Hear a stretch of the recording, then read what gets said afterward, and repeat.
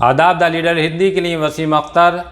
All India इत्तेहाद मिल्लत council के संस्थापक अध्यक्ष मौलाना तौक़ीर रज़ा ख़ां, जो दरगाह आला हज़रत के फ़र्जंद हैं, दरगाह आला हज़रत के साहबज़दगान हैं, वो जिस अंदाज़ में पहले बोला करते थे वही ताव आज उन्होंने अपने संबोधन में एक बार फिर दिखाया है। मौका था IMC के स्थापना दिवस का। इस मौके पर उन्होंने सरकार के लिए बहुत कुछ ऐसा कहा है जो विवाद का सबब हो सकता है। मुख्यमंत्री पर भी निशाना साधा है। बहुत कुछ बातें ऐसी कही हैं जिसे लेकर सरकार उन पर शिकंजा कस सकती है। सरकार इस तरह के संबोधनों को लेकर हमने पिछले दिनों देखा है कि सख्त है, वो इस ताव और तेवर के साथ किसी को बोलने नहीं दे रही है। मौलाना के बारे में कहा यह जा रहा था कि जिस तरह से पड़ोस के ज़िले रामपुर में जो सांसद आज़म खां हैं उन पर शिकंजा कसा, उन पर मुकदमे दर्ज किए गए, वो फ़िलहाल सीतापुर की जेल में हैं। इसके बाद हमने भी देखा कि जो मुस्लिम लीडर हैं वो बोलने में थोड़ा सा संकोच दिखा रहे थे। मौलाना से भी इस तरह के सवाल हो रहे थे, क्या वो डर गए हैं जो सरकार के ख़िलाफ़ बोलने से कतरा रहे हैं। आज मौलाना ने साफ कर दिया है कि वो डरे नहीं हैं, उन्हें मौके का इंतज़ार था। अब ये अलग बात है कि जो उन्होंने कहा है उस पर उन पर शिकंजा कसेगा या नहीं कसेगा, ये आने वाले वक्त में साफ़ होगा। लेकिन उन्होंने बहुत सी बातें ऐसी कही हैं जो पकड़ी जा सकती हैं, चाहे वो दंगे को लेकर सरकार पर निशाना साधना हो, सीधे मुख्यमंत्री का नाम लेना हो, या फिर भारतीय जनता पार्टी को ये कहकर पुकारना कि वो जब सत्ता से बाहर होगी तो फिर दंगे इससे ज़्यादा ख़तरनाक होंगे। यही वजह है कि वो समाजवादी पार्टी से डिमांड कर रहे हैं कि दंगा आयोग का गठन होना चाहिए। अगर ये आश्वासन समाजवादी पार्टी से मिलता तो शायद वो समाजवादी पार्टी के साथ जा सकते थे। उन्होंने साफ कर दिया है कि अब वो अकेले ही लड़ेंगे, लेकिन जिस शैली में वो बोल रहे हैं उसी शैली में वो पहले बोला करते थे, और इसी वजह से उन पर एक मुकदमा भी दर्ज हुआ था। वो मुकदमा अभी भी स्टैंड कर रहा है। मौलाना तौक़ीर रज़ा ख़ां के ताज़ा बयान को सरकार और प्रशासन किस तरह से लेता है ये साफ 1-2 दिन में ही हो जाएगा। लेकिन मौलाना ने अपनी तरफ से ये साफ कर दिया है कि वो जिस अंदाज में बोला करते थे उसी अंदाज में बोलकर वो ये चुनाव लड़ने के लिए जा रहे हैं। आगे हो सकता है अगर प्रशासन या सरकार की तरफ से उन पर कोई ऐसा हमला नहीं किया जाता है तो वो तेवर जो उनके तेवर हैं वो और तीखे हो सकते हैं। मैं नहीं बल्कि पूरी दुनिया इस बात को मानती है कि जो आज सरकार में बैठे हुए हैं असली आतंकवादी यही हैं, असली दंगाई यही हैं। आज सरकार में बैठे दंगा नहीं हो रहा है।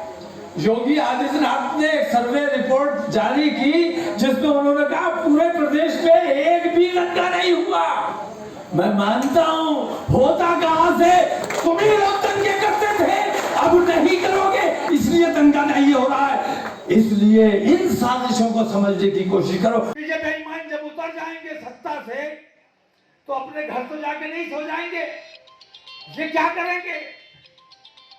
ये फिर अपने पुराने काम पर आएंगे, फिर वही आतंकवाद, फिर वही देशद्रोह, फिर वही बम विलास, फिर वही गली गली दंगा और फसाद। ये बताओ तुम्हारे पास क्या प्लान है?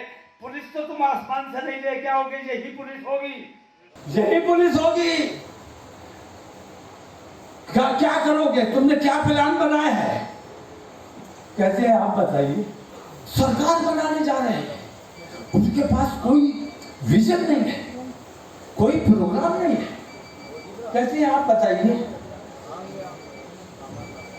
मैंने पिछली बार जब इनसे समझौता किया था तब भी मैंने ये बात कही थी कि दंगा विरोधी एक आयोग बनाया जाना चाहिए, क्योंकि कहीं दंगा होता है तो पुलिस जिसे चाहती है क्लीन चिट दे देती है, जिसे चाहती है दंगाई करार दे देती है। एक ऐसा आयोग जिसके पास इतने इख्तियारात हो कि वो पुलिस का भी जवाब तलब कर सके और प्रशासन का भी जवाब तलब कर सके, और हर दंगे में ट्रांसपेरेंसी रहनी चाहिए। जांच कैसी हो रही है, किन लोगों के खिलाफ हो रही है, कौन लोग असली मुजरिम है। मैंने अखिलेश यादव से कहा कि जब तक दंगा करने वाला असली मुजरिम नहीं पकड़ा जाएगा दूसरे दंगे का अंदेशा रहेगा। हमने तो हमेशा ये देखा दंगा हुआ हमारे ही घरों में, हमारी बच्चों को लोगों ने, पुलिस ने पकड़ा है, हमारे ही घरों पे पुलिस ने और पीएसी ने सीढ़ियां लगा लगा के घरों में घुसकर हमारी औरतों और बच्चों की बेइज्जतियां की है। उन तकलीफों, उन परेशानियों को हम भूले नहीं है। हमें पहले अपना प्रोग्राम बताओ। पूछना चाहिए कि नहीं पूछना चाहिए? तुम में से किसी ने पूछा है? उनके पीछे पीछे बाले जो तुम्हारे मसाइल हैं उन पर बात होनी चाहिए, उन पर। अखिलेश यादव ने मुझसे खुद ये बात कही कि भैया जो बात आप कह रहे हो हमसे अभी तक किसी ने ये बात नहीं कही। अच्छा, उस नेता की बेचारे की क्या गलती है? उस नेता की क्या गलती है? वो तो जो उसे दिखाया जा रहा है, जो हमने अपने सारे ऑप्शन खोले हुए हैं, सबसे बातचीत चल रही है। हमारी कोशिश ये है कि आपके जो सरकार बने वो ऐसी सरकार बने जो खुद मुख्तार ना हो। ये खुद मुख्तार बन के बैठ जाएंगे तो नए नए कानून बनाएंगे, विधेयक पास करेंगे, कभी मदरसे के खिलाफ, कभी मुसलमानों के खिलाफ, कभी किसानों के खिलाफ। ऐसी खुद मुख्तार सरकार नहीं बनने देनी है। हमने अखिलेश यादव को भी दावत दी है, मायावती को भी दावत दी है, कांग्रेस को भी दावत दी है कि आओ, जो सबसे ज्यादा एमएलए जीत के आ जाए मुख्यमंत्री वो बनेगा, लेकिन सरकार गठबंधन की बनेगी, तुम्हारी अकेले के नहीं बनेगी।